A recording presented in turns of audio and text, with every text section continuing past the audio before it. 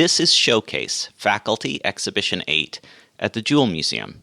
Here's David Hill talking about the process behind his work on view in the exhibition. It's an area that just has a lot of texture to it. Brick, concrete block. It's a kind of a patchwork of different materials, different ages, some plaster over brick in some areas, some exposed brick in other areas, roofing membrane in some areas. And so we decided to create a juxtaposition between the new house that's very simple and sleek and the older textures, the layers of textures on the existing wall. And we really wanted to make it essentially a secret garden. We call it the porch house because then the porch extends the entire, it's about a 90-foot long porch that extends the entire length of the building. And the bedroom, living room, kitchen are all facing the porch. So when you're looking at the model, you can see the large, very simple, elementary formed roof. It's a large triangle, large wooden truss that allows us to cantilever to create the roof. That way we don't have columns going all the way down the porch. But that simple cantilevered roof truss covers the house and allows you to have a shaded porch that is along the entire eastern edge of the garden. Our most exciting moment of that big roof is when it rains. We don't have any gutters on the roof, so it's just this 90-foot long waterfall into the garden, and it just creates such a lovely veil between the porch and the plants. So another veil, another layer of materials added to the patina materials that are there. Something that we're trying to constantly advocate for is that research at Auburn does include creative work and creative scholarship, and we're really excited that Auburn sees value in creative scholarship and creative work.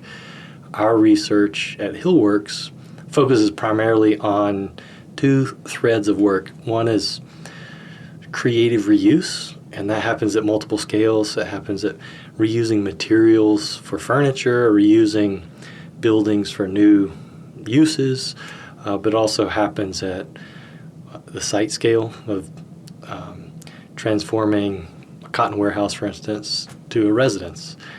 That creative reuse is something that there's a lot of embodied energy already embedded in this fabric of the city, and we want to work with that embodied energy and not dismiss it and start fresh. And it also brings a tremendous amount of a reminder that you are part of the history of this place that has meaning and depth. So we really love revealing those layers of time. So that's one. This project, the Porch House, does at the forefront engage those layers of history quite well. Even the layers that aren't often valued. So there's some graffiti on the walls that we kept in place. Some is okay and some is quite good. And so really lovely patina there.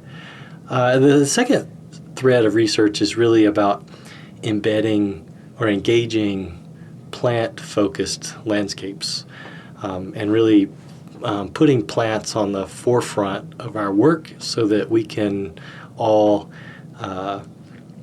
enjoy that relationship with plants more effectively. Again, the Porch House does this fairly well, right at the forefront, that the garden is intended to be a bit of an urban wild. It's not a formal garden with hedges and symmetry, things like that. It's much more of a bit of a jungle where the plants can be more dynamic and diverse and a little wily so that they can create a different atmosphere to occupy. So the porch really does kind of set itself apart. On one side of the porch is Shishugibon wood, which is charred cedar, and it's very dark and it absorbs light really well. And on the other side of the porch is a quite dynamic palette of species that are some growing quite quickly and some growing a little bit more slowly, but it's a bit of an urban wild.